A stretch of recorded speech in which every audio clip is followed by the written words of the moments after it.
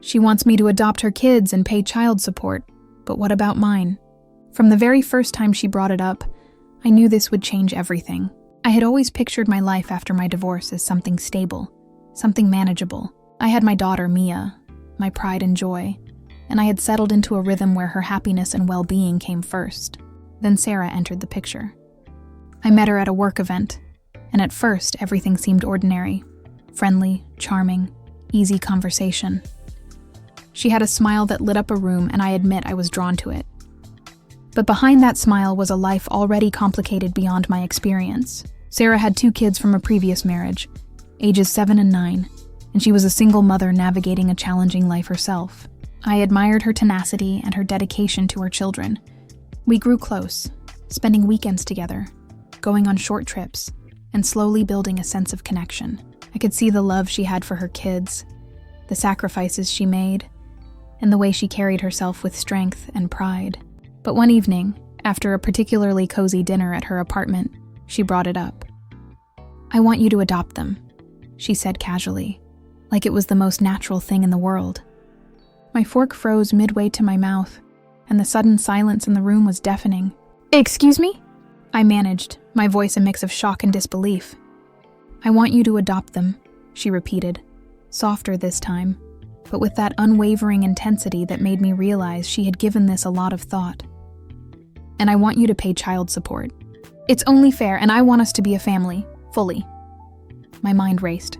I loved Sarah, I truly did. But I had never signed up for this. I had a child, yes, but I had never imagined taking on the full financial and legal responsibility for another family. My thoughts spiraled.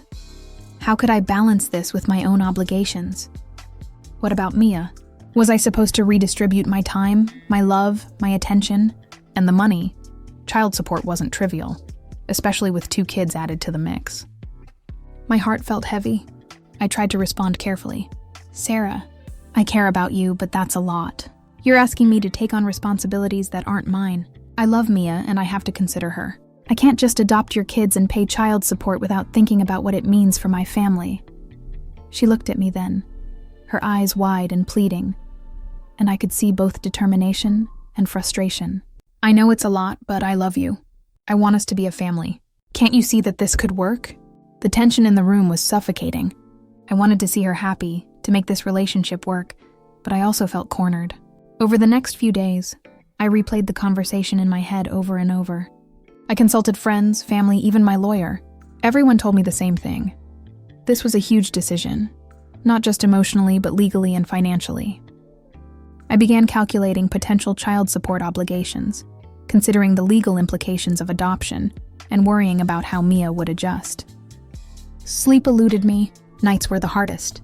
I would lie awake in bed, staring at the ceiling, feeling the weight of responsibility pressing down. My love for Sarah conflicted with my duty to Mia, and I felt like I was being torn in 2 directions at once. Eventually, I confronted Sarah again, needing clarity. "I need to be honest," I said, voice strained with emotion. "I can't just adopt your kids or take on child support. I love you, but I have to think about my own child, my own life. This isn't fair to Mia or to me." She reacted angrily, tears welling in her eyes. "I can't believe you're putting money and your daughter over love. I thought we were building a life together." Her words stung, and I realized that emotions had clouded both our judgments. She was passionate and driven, but her expectations didn't take into account the real-world consequences of what she was asking. Over time, arguments became frequent. She would bring up adoption and child support repeatedly, and I would respond with explanations, boundaries, and careful reasoning. But the more we discussed it, the more I realized this wasn't just about money. It was about control, about shaping the future on her terms, about forcing me into a role I hadn't agreed to. I started noticing small patterns, subtle manipulations that made me question if her love was conditional. Every time "Dad," Sarah called. "She says she needs to talk to us," she said, hesitation in her voice. My stomach tightened. I had hoped the distance we had created would allow for healing, not confrontation. "Did she say why?" I asked cautiously. Mia shrugged, a frown creasing her young forehead. "She just said it's important, and she wants to explain." I felt a rush of anxiety. Part of me wanted to protect Mia from the storm. to shield her from the emotional manipulation that Sarah often wielded. But another part knew that ignoring the situation could make matters worse. I sighed, taking a deep breath, and decided we had to face this together. That evening, Sarah arrived, carrying an aura of forced composure. She greeted Mia warmly, but when she turned to me, the smile faltered. "I know I've made things complicated," she began, her voice soft but intense. "But I can't just let this go. I want to explain everything, and maybe find a way forward." I nodded, trying to maintain a sense of calm. "I'm listening," I said, though every fiber of my being braced for tension. She recounted her side, the fears, the pressures, the overwhelming sense of needing a stable family unit. She spoke of nights lying awake, worrying about her kids, about our relationship, and about the future she envisioned. Her words were compelling, and I admit, part of me felt the pull of empathy. But then the old patterns surfaced: subtle blame, veiled guilt, and the implication that my refusal to adopt or pay child support made me selfish or uncaring. I felt my pulse quicken. I had to maintain clarity. "Sarah," I said firmly, "I understand your fears and desires, but love does not override responsibility. I can care for your kids, and I can be part of their lives, but adopting them and paying child support without legal obligation is not something I can do. It's not about lack of love. It's about fairness, boundaries, and what I can realistically handle while protecting my daughter and our family." The room was thick with tension. She looked at me, eyes glistening, and for a moment, I feared she might break down completely. But then she composed herself, a mask of determination falling over her face. "So you're choosing Mia over all of us?" she asked, her voice trembling but sharp. I felt a stab of guilt, but I stood firm. "I am choosing responsibility and fairness," I replied. "Mia is my priority, yes, because she depends on me entirely. But I'm also trying to navigate this relationship in a way that respects both our families. That does not make me selfish. It makes me practical and honest." Over the next several weeks, interactions with Sarah oscillated between moments of calm and explosive confrontations. Every attempt at compromise seemed to ignite new conflict. She would ask for small favors, financial assistance, or time commitments with her kids, and I would try to accommodate without overextending. Yet no matter what I did, it seemed insufficient. One evening, she arrived unannounced at my apartment with the kids in tow. I had just put Mia to bed and was preparing dinner when there was a knock at the door. I opened it to find Sarah standing there, the kids tugging at her hands, eyes wide with excitement and expectation. "I thought we could spend the evening together," she said, a strained cheerfulness in her tone. I froze, realizing that this was not a simple social visit. It was a test, a challenge to my boundaries. "Sarah, this isn't a good time," I said cautiously. "Mia just went to bed, and I have things to take care of." She pouted, a familiar tactic that always tugged at my emotions, and whispered, "Please, just for a few hours." I felt torn, caught between my desire to please, my lingering feelings for her, and my responsibility to maintain boundaries. I relented slightly, allowing the kids inside under strict supervision, and making it clear that this would be a brief visit. The evening was a delicate dance of attention, patience, and emotional control. I tried to engage with her kids, asking about school and hobbies, but I could feel Sarah watching, evaluating, testing my willingness to invest. That night, after she left, I sat with Mia and talked openly about boundaries, responsibilities, and the complexities of blended families. I wanted her to understand that while love can be complicated, fairness and responsibility are non-negotiable. This experience forced me to confront uncomfortable truths about myself. I realized that love alone could not solve structural problems. Legal obligations, financial responsibilities, and the emotional well-being of my own child had to come first. Over time, I became more deliberate in asserting boundaries. I learned to say no without guilt, to maintain control over my finances, and to protect the stability of my household. Every decision was a balancing act, weighing empathy against practicality, emotion against reason. Meanwhile, Sarah's behavior continued to fluctuate between understanding and frustration. There were moments when she acknowledged my position, moments when she showed genuine appreciation for the care I provided for her children without legal obligation. But there were also moments of anger, accusations, and emotional pressure, testing my resolve. One particularly difficult moment came when she suggested that if I didn't adopt her kids, she would reconsider our relationship entirely. It was a painful ultimatum, and I felt the sting of fear, loss, and regret. But I knew that yielding to this threat would compromise everything I had worked to protect. I responded with quiet firmness. I care for you, and I want us to be together. But I cannot sacrifice my responsibilities to Mia or my own boundaries. I hope you can understand that. But I cannot change what I am capable of legally or emotionally. The months that followed were a period of slow adjustment. Sarah and I established clearer boundaries, and I became more disciplined in separating obligations toward my daughter and toward her children. We engaged in family counseling, both to navigate the blended family dynamics and to ensure Mia's emotional security. The counseling sessions were intense, filled with emotional vulnerability, heated exchanges, and raw honesty. They forced all of us to confront fears, resentments, and unmet expectations. Through it all, I discovered a deeper capacity for empathy, patience, and resilience. I also realized that no matter how much love I felt, there were limits to what I could do without compromising my own child's well-being and my moral integrity. Eventually, Sarah began to recognize the reality of the situation. She saw that constant pressure, manipulation, and emotional coercion were unsustainable. She began to participate more constructively in family counseling, learned to respect boundaries, and allowed me to maintain a healthy balance between my responsibilities toward Mia and her children. This period was not easy. There were relapses, arguments, and moments of despair.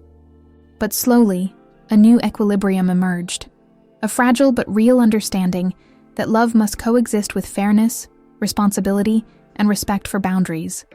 In reflection, I recognized that this experience transformed me profoundly. It taught me that love cannot justify overstepping limits, that responsibility to one's own child is paramount, and that boundaries are essential for healthy relationships.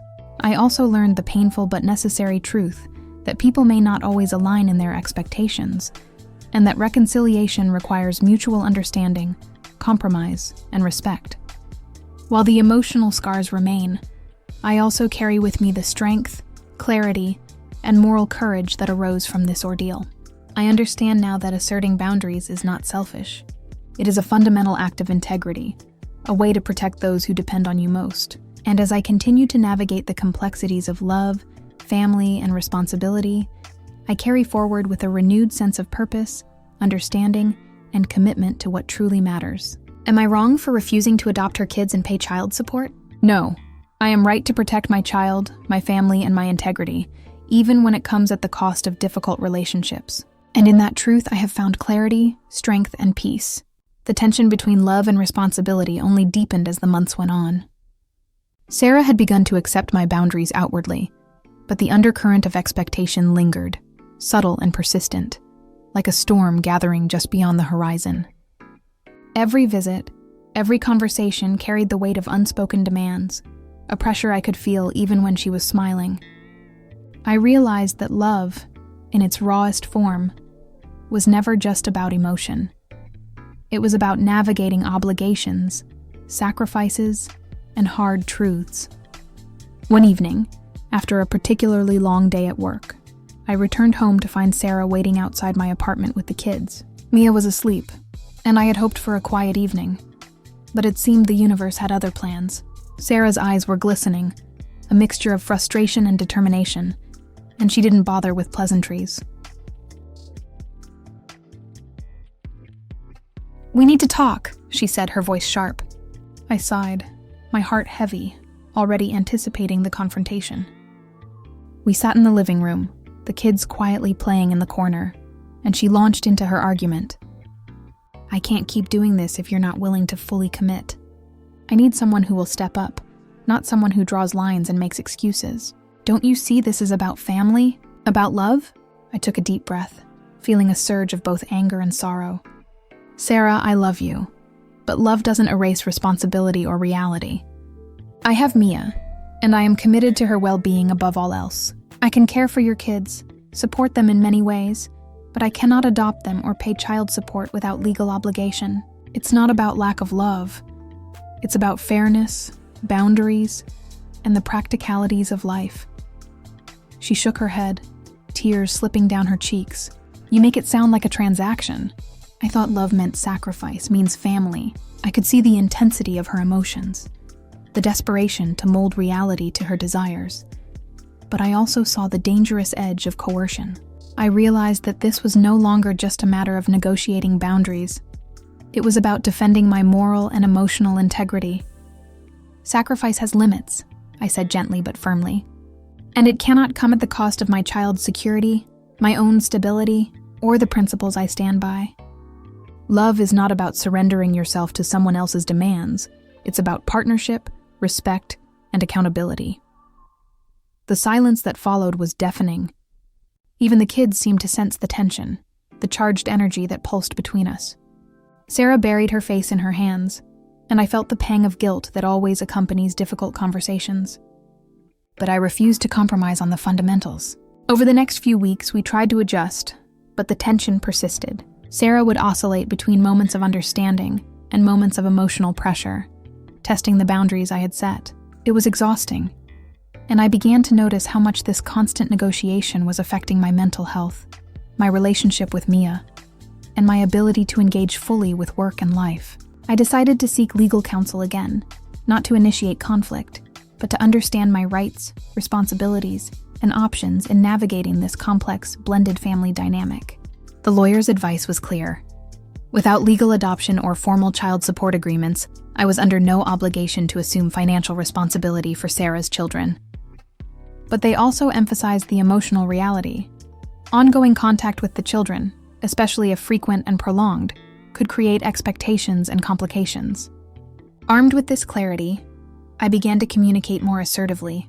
I established concrete rules for visits, time spent with the children, and financial contributions, making it clear that my support would be voluntary, measured, and within reasonable bounds. The first time I had to enforce these boundaries strictly, the emotional fallout was intense. Sarah accused me of being selfish, cruel, and unwilling to truly love her children. The confrontation was heated, tears were shed, and I felt the weight of guilt pressing down. But I also felt a strange clarity. I was no longer being manipulated by emotion alone. I was acting out of reason, fairness, and the need to protect my own child. Gradually, the intensity of the confrontations began to subside, replaced by a tentative understanding. Sarah realized that the path she wanted, a fully blended family with me assuming legal and financial responsibility for her kids, was not feasible. She began to focus on co-parenting in a more realistic sense, accepting my voluntary involvement while respecting my boundaries. This process was not linear. There were relapses into anger, frustration, and guilt tripping. But each time, I reminded myself of the stakes. Mia's well-being, my financial stability, and the moral integrity that guided my decisions. The experience forced me to grow in ways I hadn't anticipated.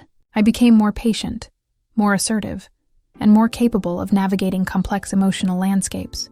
I learned to separate my love for Sarah from my responsibilities to my own child, to distinguish empathy from obligation, and to recognize the difference between genuine partnership and coercion masked as love. One pivotal moment came when Sarah asked me to contribute to a significant expense for her children. A summer camp she insisted was essential. Normally, this would have reignited conflict, but this time I approached it differently. I assessed my finances, discussed the situation openly with Sarah, and agreed to contribute a reasonable portion, with the understanding that it was voluntary, and that future contributions would be similarly negotiated. The outcome was surprisingly positive. Sarah saw that my involvement could be meaningful without legal or full financial obligation, and the children benefited from my support without expectations that exceeded my capacity. This experience illuminated a profound truth. Boundaries, honesty, and fairness can coexist with love and care.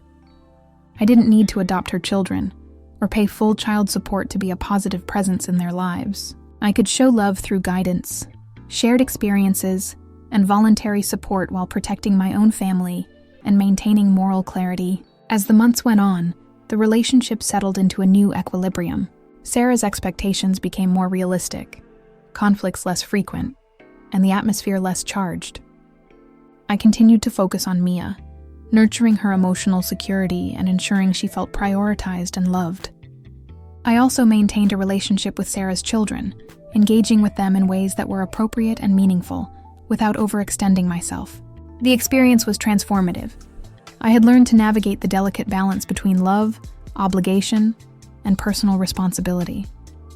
I had confronted manipulation, guilt, and coercion, and emerged with a stronger sense of self and a clearer understanding of what I could realistically give. Reflecting on this journey, I realized that relationships are rarely straightforward. Love is complex, and when children, finances, and blended families enter the equation, the challenges multiply. But the principles remain. Boundaries, fairness, and integrity are essential. I also learned that saying no, even to someone you love, is not a betrayal. It is an act of courage and self-respect.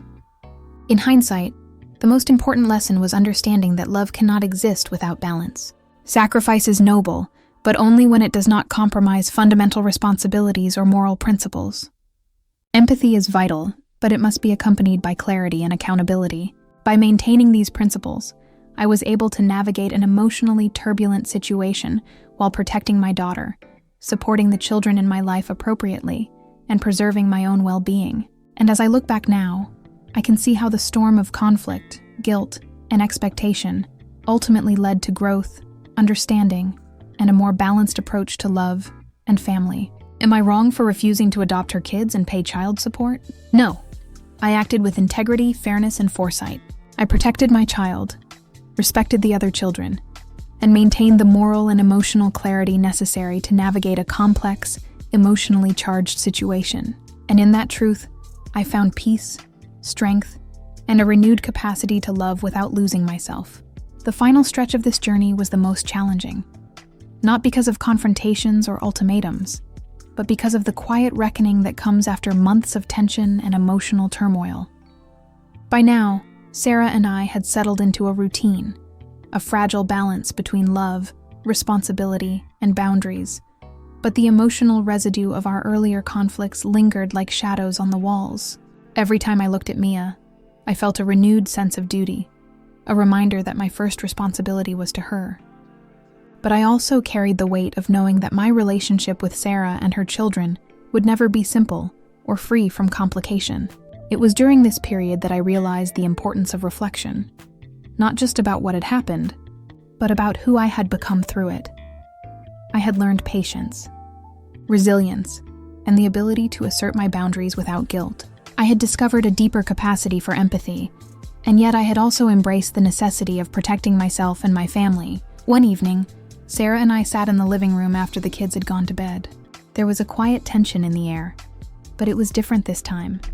Not explosive, not pleading, but a thoughtful, contemplative energy. "I've been thinking a lot," she said softly, avoiding my eyes at first. "I realize now that I pushed too hard, that I didn't fully appreciate the responsibilities you already have with Mia, and that I wanted more than what was fair to ask."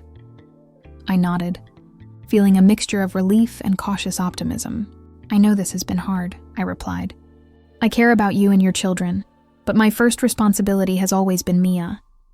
That doesn't mean I don't care about them, but I need to maintain boundaries to protect my family and my own well-being." She looked up at me then, eyes glistening, and for the first time in months, I felt a sense of mutual understanding. "I think I finally get it," she said. "Love doesn't mean giving up everything. It means working together, respecting each other's responsibilities, and finding a way to balance everything without losing ourselves or our kids." That night marked a turning point. The storms of anger, guilt, and manipulation had passed, replaced by honest communication and realistic expectations. We began to co-parent. I continued to nurture Mia's emotional well-being, ensuring she felt secure and loved, while also participating voluntarily and responsibly in the lives of Sarah's kids. Over time, the tension that had defined our relationship faded. Sarah became more attuned to the limitations of our blended situation, and I became more adept at navigating the complex web of emotions, obligations, and practicalities. Together, we found a rhythm that allowed us to be a family without forcing legal or financial structures that would have caused long-term harm. In reflection, I realized that this experience had profoundly reshaped my understanding of love, responsibility, and integrity. I had confronted emotional manipulation, legal complexities, and moral dilemmas, and I had emerged with a clearer sense of self. I had learned that love is not measured by the sacrifices one makes at the expense of one's responsibilities, but by the ability to care deeply while maintaining fairness, boundaries, and respect for all involved. I also recognize the power of communication. Honest conversations, even when painful, are the cornerstone of healthy relationships. Without clear dialogue about expectations, boundaries, and responsibilities, misunderstandings can fester, and love can become entangled with resentment, guilt, and conflict. And perhaps the most difficult but vital lesson was understanding that saying no, standing firm in one's convictions, is not a betrayal of love, but an act of courage. By refusing to adopt Sarah's children or assume financial obligations that were not mine, I protected my daughter, upheld my principles, and maintained the integrity of my relationships. There were moments when the guilt was unbearable, when I questioned whether I was being selfish, or whether my love for Sarah should have overridden everything else. But through counseling, reflection, and honest communication, I realized that boundaries are not the opposite of love. They are a crucial component of it. As time passed, our relationship matured. The emotional storms became less frequent, and we were able to engage with each other and the children in a healthier, more balanced way. Mia thrived, feeling secure in her place within our family, and Sarah's children experienced my care without unrealistic expectations or obligations. I also saw Sarah transform. The intensity of her initial demands gave way to a more measured, thoughtful approach to blended family life. She learned to respect boundaries, to communicate openly, and to recognize that love is not defined by legal or financial impositions, but by presence, guidance, and emotional support. Looking back, I understand now that this journey was not just about love, children, or finances. It was about self-discovery, moral courage, and the power of setting boundaries. I learned that one can care deeply for multiple people without losing oneself, that love can coexist with responsibility, and that integrity is non-negotiable, even in the most emotionally charged circumstances. The journey was painful, yes. There were tears, sleepless nights, and moments when I questioned my choices. But it was also enlightening. I discovered strengths I didn't know I had, clarity in my values, and a profound understanding of what it means to love responsibly. And as I continue to navigate life with Mia, Sarah, and her children, I carry these lessons with me. I engage with each child thoughtfully, respecting their individuality and needs, while maintaining the boundaries necessary to protect my own family and my own well-being. I love, I care, and I participate. But I do so with integrity, foresight, and balance. Am I wrong for refusing to adopt her kids and pay child support? Absolutely not. I acted with thoughtfulness, moral clarity, and love, both for my daughter and for the children involved. I navigated an impossible situation with honesty, courage, and integrity. And in doing so, I discovered the true meaning of responsible love. And in that understanding, I have found peace, a sense of purpose, and the ability to love fully without compromising the values and responsibilities that define who I am. This journey, though painful, has shown me that boundaries do not diminish love. They preserve it, strengthen it, and ensure that it is sustainable. And in the end, that is the greatest lesson of all.